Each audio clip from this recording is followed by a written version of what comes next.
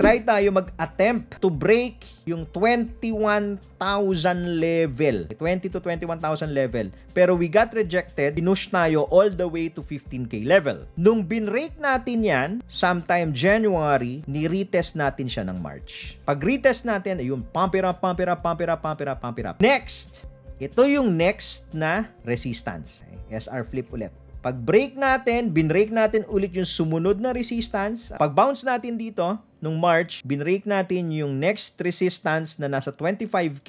And what happened? Retested it. 2 times nag-act as support. 2 times nag-act as support nung June and September. Clear na? After that, binrake natin. Okay, nagkaroon tayo ulit ng resistance dito. Resistance. This is yung 30K level na.